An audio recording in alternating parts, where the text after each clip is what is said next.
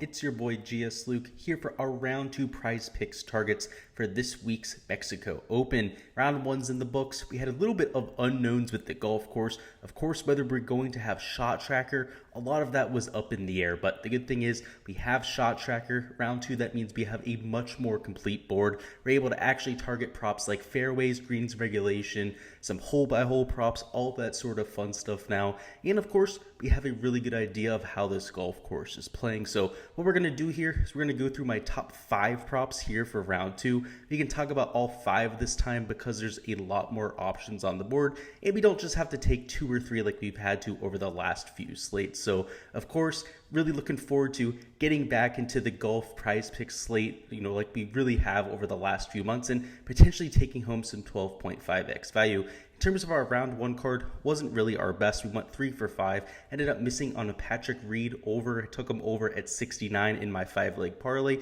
and in our 3-leg parlay, we did have the over 4.5 birdies for Tony Fenow. He only made 3 on the day, which was certainly disappointing. The guy couldn't buy a putt for his life out there, but ball striking was there, just really didn't cash in as much as he needed to. It ended up being one of the worst putters out of the entire field there on Thursday. So a little bit of bad luck there. Not really going to let it get to me though, because at the very least, we got some of our money back, right? You're not going to win every single card. You're going to have some of these bad breaks from time to time. The real key is just making sure that we cash in when we're able to get some of those good breaks. So really looking forward here to the second round. Let's go ahead and hop right on into it. Alright guys, so we have a lot to cover with the golf course. So first and foremost, let's go through a review of what we saw there on Thursday, where there was a huge difference between the morning and the afternoon wave. So if we just take a look at the total scoring average, it's going to be 0.72 under par. But if we separate this by wave, it is a drastic difference. In fact, a whole 2.2 shot difference between the morning and then the afternoon conditions.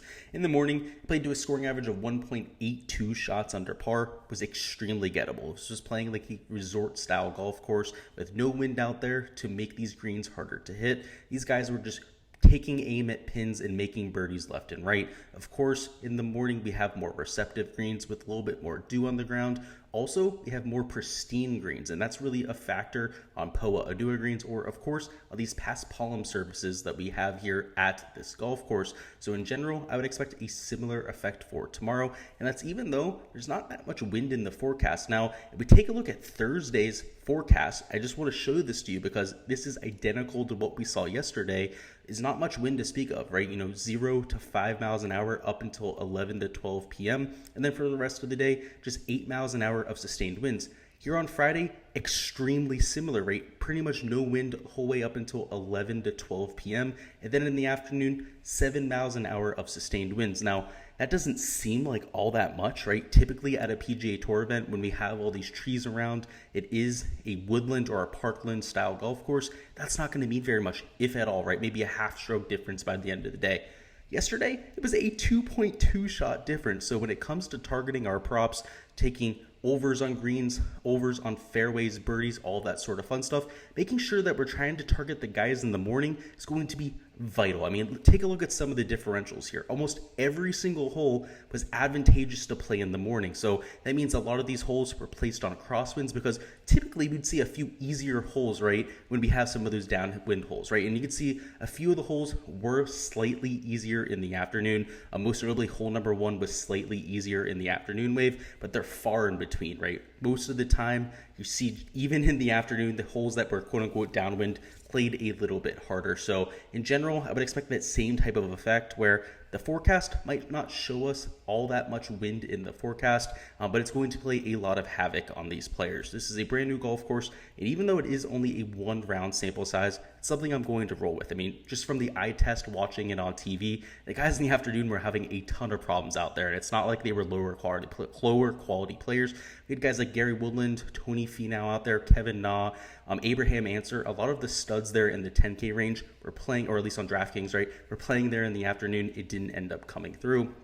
So with all that being said, what props am I looking at here for the second round? So first off, I'm going to start off with 2 fades. Like I said before, this is a 12.5x parlay. So as per usual, that means we have 2 fades on the card, and of course 3 guys that I'll be supporting. So starting with the fades, going to be taking Gsluke here on hole number 12. Something to note over here from the hole by hole breakdown is hole number 12 was relatively hard no matter when you played it. In the morning, it played to a 45% birdie rate. Now in the afternoon, it played to a 37% birdie rate. In general, that put it right around a 40% birdie rate for the field, and especially in the afternoon, it got a little bit tougher. Now the guy we're taking is Gsluke, someone that will be teeing off at 2:53 p.m., so pretty late into that PM wave there.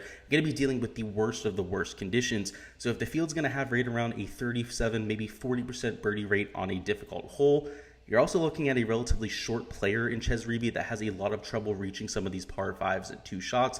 Certainly somebody I'm taking the over on. And another thing that holds Reavie back is the putting. So it's not like if he gets himself to that 10 to 15 foot range, you really have to sweat it too much. This is somebody who, to make a birdie on a par 5, pretty much has to hit it to that 5 to 7 foot range to give himself a realistic look. So absolutely love the prop here. Pretty much everyone else on the board, I have a hard time taking the over on. I mean, they're all relatively solid ball strikers. The one glaring, I'd say guy that separates himself here is Gsluke. He's the shortest out of all these players here. The only other quote-unquote short player out of the bunch here would be a Pat Perez. I guess Kevin Na, but he's a little bit longer than people want to give him credit for. And of course, the worst putter out of the bunch here by far is going to be a Gsluke. So he's somebody I'm willing to take the over on there at hole number 12. And even though it is just a single hole prop, there is a lot of volatility involved with going to something that's just for a single hole. Gsluke, just a super low quality player. And again, less than half the field was making birdie at this hole anyways. Given the fact that he's in the harder of the 2 waves, also a well below average player for what we have on the board here. Certainly somebody I'll be willing to take the over on. Next up, let's go over to greens in regulation, where the rest of our 4 props are going to be. But let's first off start off with the fade, which is going to be Cameron Trangolli, and it's all about the price tag here. He's priced alongside all of the elite tier approach players in this field. I mean, guys like Russell Knox, Kevin Na, Abraham Ancer, a few of the guys that were taking like a Tony Fenol, Gary Woodland, just 0.5 below somebody like a John Rahm. And for Cameron Trangolli, that is not deserved. I mean, this is somebody who's inconsistent at best when it comes to his approach play. In fact, sometimes it's just outright dog shit with his irons when it comes to time. He's very inconsistent. He's a loser off the tee. And most importantly, and this is something I think a lot of people don't consider when it comes to green and regulation stats, is off the tee play is atrocious. And that really matters when we're targeting a single round sample size. If you're putting yourself in bad positions off the tee, in bunkers, in the trees, that sort of thing, or in waste bunkers like we have on this golf course, you're not going to have a good time hitting these greens in regulation. And even though he is playing in the morning wave, he's the one guy I'm fading that is playing in the more advantageous of the 2 waves. I'm really worried about the off the tee play. He's somebody who's losing around a third of a stroke per round over his last 50 measured rounds on the PGA Tour off the tee. And like I said before, that can really impact your approach play, and let alone somebody who's not really the best approach player on tour. Now, over his last 24 measured rounds, Cameron Trangolli is playing pretty well with his irons, but outside of those last 24 measured rounds for his career has been extremely inconsistent there. So if we're taking a look at a 1-round sample size, again, this is somebody who's just drastically overpriced here, should be closer to maybe 12 or 12.5 greens in regulation at the very highest here on the slate. Somebody I'm looking to fade to, of course, get to that 12.5x mark. But our last 3 picks, the guys that we are supporting here for the second round, are all slam dunk picks. First off, they're all playing in the morning. You can see that is Tony Fenol, Gary Woodland, and Chris Kirk. All are amazing approach players. I mean, first off, Gary Woodland, number 1 in the field in shots gained approach over the last 24 measured rounds. Tony Fenol's top 5 in that category, gaining right around 0.3 shots gained per round in that category. And Chris Kirk is number 2. He's gaining close to half a stroke per round on approach. So it's really a no-brainer for me to go to these 3 players. And they're playing in the morning. You can see all very early tee times for this bunch. So you can see the 2 of them are priced towards the top in Tony Fenol and Woodland. We do get a 12.5 number on Chris Kirk. Now, the reason for that is he played like absolute shit on day 1. Ended up shooting 4 over par, completely ejecting himself from all of the DFS lineups that I took Chris Kirk in. But if there's one thing he needs to do tomorrow is be aggressive, go out there and post a low round. Right? The conditions are going to be ripe for the taking. So even though he is really far behind, I mean, if he shoots 6-7 under par, par like we saw from more than a handful of players today, he's going to make the cut and put himself squarely back, maybe not into contention, but at least to go out there, make a cut and make some money, put up some FedEx Cup points, that sort of thing. So absolutely love Chris Kirk there at 12.5. Now, of course, we do win at 13 as compared to the other two where we end up pushing, but I have him projected comfortably at 13.6 greens of regulation, which out of the 18 here is a little bit aggressive, but given how big these greens are, of course, the fact that he's playing in by far the more advantageous of the two conditions, somebody I'm certainly taking the over on. Next up, we have Tony Fenow, so let's talk about him. Of course, all three of these players, like I mentioned, really good off the tee as well. Chris Kirk gaining close to 0.4 shots gained per round off the tee per round. Tony Fenow, one of the best drivers of the golf ball we've seen over the last 5 to 10 years on the PGA Tour. And Gary Woodland, very similar story, right? He's won major championships. Gary Woodland gets it out there 310, 330 yards. So not only do these guys have the ball striking, are they playing in the morning, but they also check the box off the tee, right? That's what separates them from somebody like a Cameron Trangolli that, of course, we're taking the under on. So Tony Fenow today, of course, he disappointed us with the birdies are better prop, but he hit almost every single green. I mean, the guy was really on with his approach play. Didn't really miss all that much. You know, his distance control was there. He was really in control of his strategy out there, was really playing a smart game plan out there. Same thing with Gary Woodland. Now, they were playing in the more difficult conditions as well, so to see them go out there and have that success is even more so impressive. I mean, even guys like Hank Leviota, we saw a lot of surprising low rounds like Bryson Nimmer go out there and take it to 7 under par. Guys like a Tony Fenow, Gary Woodland, we're going to expect them to take it to 5, 6, maybe even 7 under par tomorrow. And if they're going to do so, they're going to hit well more than 13 greens. So these are the 3 overs that I'm going with on greens. Again, they check all 3 boxes that I'm looking for. And if you're looking to add even more here, right, the issue I have with answers, the off the tee play, not the longest. Same thing with a Kevin Na. John Rahm's playing in the afternoon, so I didn't add him. Now, Russell Knox, very similar to the Tony Fenow, Gary Woodland, to Chris Kirk. You could definitely add somebody like him there. But there's a few other guys you can consider, like a Charles Howell III. Unfortunately, he's playing in the afternoon, though. Just these are the main 3 that I'm going with, right? There's a reason why I'm going with them. They're the most solid plays on the board. But if you wanted to get a little bit funky with it, add a few other props to your docket. I'd probably take a look at some of these other green props. Now, if you're going to take a look at strokes, I don't want to do too much here, right? This isn't something I'm adding to my card.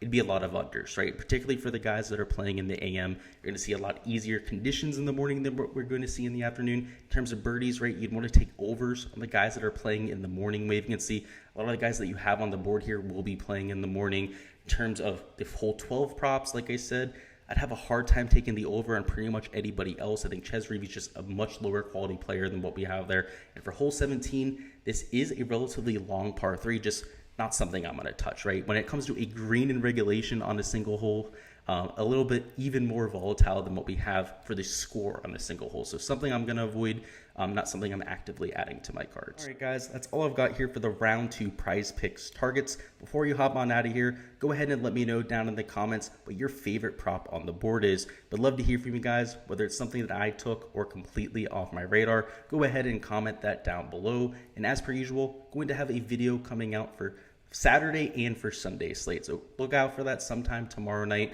hopefully a little bit earlier. Today this video came out a little bit closer to midnight, just because of the draft, right? The Steelers were taking their QB of the future, Kenny Pickett. I went to Pitt, of course. You can see the helmet in the background over there. I went to class with Kenny. We played club football. He was on the main football team, so we played on adjacent football fields. Unbelievably happy that we got Kenny Pickett, so that was cool to see. Hopefully you guys are having a good draft with your NFL team if you guys had a first round pick, but I appreciate all the support here, guys. Again, look forward to that content to come in the future. Make sure you subscribe if you haven't already so you don't miss any of those videos to drop. Also, make sure you smash that like button before you get out of here.